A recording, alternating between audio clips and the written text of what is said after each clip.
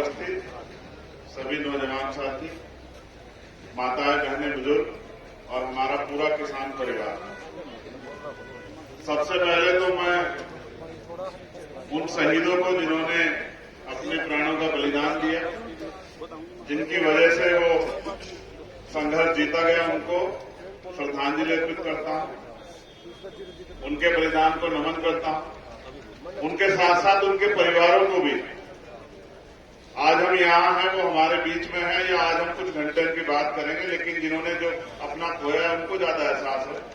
मैं उन परिवारों को भी, उन माओं को भी, उन पिताओं को भी, भाइयों बहनों को भी धन्यवाद और नमन कर उनका जो है शुक्रिया अदा करता हूं, जिन्होंने अपने परिवार के बच्चे खोए, बड़े खोए, जिनकी वजह से ये किसानों की लड़ाई जीती गई। क्योंकि ये कोई सभा नहीं है, मुझे थोड़ी सी बात आपसे कहनी है।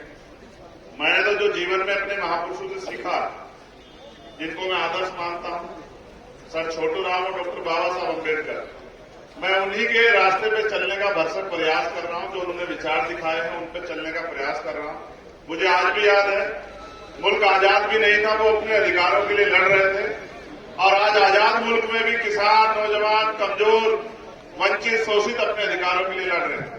ना महिलाएं सुरक्षित है, ना जवानी सुरक्षित है, ना किसान है, ना मजदूर। और मुझे लगता नहीं कि अभी ये दिन बहुत नजदीक है कि एक ऐसा समाज बनेगा जो भाईचारे पर आधारित समाज, लेकिन जहां लोग बांटने का प्रयास कर रहे हैं, हम लोग जोड़ने का प्रयास कर रहे हैं। मैं मानता हूं किसी भी देश को अगर गुलाम बनाना हो तो दो चीजों पे कब्जा करना बहुत जरूरी होता है। पहला, उसके बिजनेस पे। अंग्रेज जब इस देश में आए तो उन्होंने इस देश के बिजनेस पे कब्जा किया और धीरे धीरे हम उनके अधीन होते चले गए। और दूसरा, उस देश की सेना पे। अंग्रेजों ने यही की सेना को हमारे खिलाफ खड़ी करके हमारे लोगों का शोषण किया। आज की सरकार जो केंद्र में बैठी है, भारतीय जनता पार्टी, उसने भी चंद पूंजीपतियों के हाथ में देश का सारा बिजनेस दे दिया है। ऐसा दिन आएगा देश में कि आपको रोटी के लिए भी, जो पैदा आप जिस अन्न को करते हो, जिसके लिए आप मेहनत करते हो, दिन रात अपना परिवार नहीं देखते, सुख दुख नहीं देखते, चैन नहीं देखते, उस आटे को भी आपको उनके गोदामों से खरीदना पड़ेगा, उनके बड़े बड़े स्टोरों से खरीदना पड़ेगा। दूध की बोतल से लेके और दूध तक आपको वहीं से मिलेगा, आप उनके ऊपर अधीन हो जाओगे। इसलिए आज अडानी, अंबानी और तमाम ताकतों को मजबूत किया जा रहा है। सारे विरोध के बाद प्रधानमंत्री उनका साथ छोड़ने को राजी नहीं।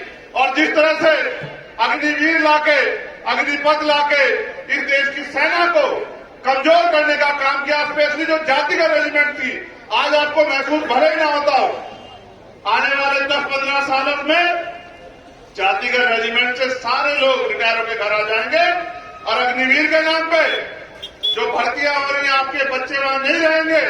इस देश में एक विचार की सरकार और उनके सेनापति खड़े हो जाएंगे। आप अपने देश में दोबारा गुलामी की तरफ बढ़ रहे हो। मैं धन्यवाद दूंगा खड़गड़ टोल की पूरी टीम का, जिन्होंने मुझे यहाँ आने का अवसर दिया। मगर मैं वचन देकर कह रहा हूं कि अगर देश को बचाने के लिए और देश की जो अस्मिता है, देश की जो अखंडता है, उसको बना के रखने के लिए कोई भी कुर्बानी देनी पड़ी।